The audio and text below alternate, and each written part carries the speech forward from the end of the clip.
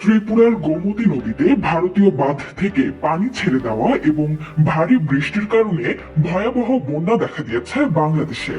ফেনী, নোয়াখালী, কুমিল্লা ও মৌলভীবাজারের অবস্থা শোচনীয়। বন্যার পানিতে লাখ লাখ মানুষের বাড়িঘর ও ফসলি জমি তলিয়ে গেছে। তবে বাংলাদেশের বন্যার ঘটনায় দায় নিতে নারাজ ভারত। ভারতের ভাষ্য, ত্রিপুরার গোমতী নদীতে ভারতীয় বাঁধ থেকে পানি ছাড়ার কারণে বাংলাদেশে বন্যা পরিস্থিতি তৈরি হয়নি। ভারত থেকে আসা ঢলে বেশ কয়েকটি জেলা তলিয়ে যাওয়ায় বাংলাদেশে বিক্ষোভ হয়েছে। অভিযোগ উঠেছে, ইচ্ছাকৃতভাবে বাংলাদেশকে এমন অবস্থায় ফেলে দিয়েছে প্রতিবেশী দেশ ভারত। এই ঘটনায় ভারতের কাছে ব্যাখ্যা চাওয়ার দাবি উঠেছে।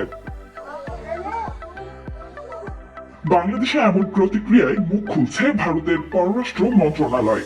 এক সংবাদ বিজ্ঞপ্তিতে তারা দাবি করেছে, ত্রিপুরার গোমতী নদীর উজানে ডাম্বুর বাঁধ খুলে দেওয়ায় বাংলাদেশের পূর্ব সীমান্তের জেলাগুলোতে বন্যার বর্তমান পরিস্থিতি সৃষ্টি হয়েছে।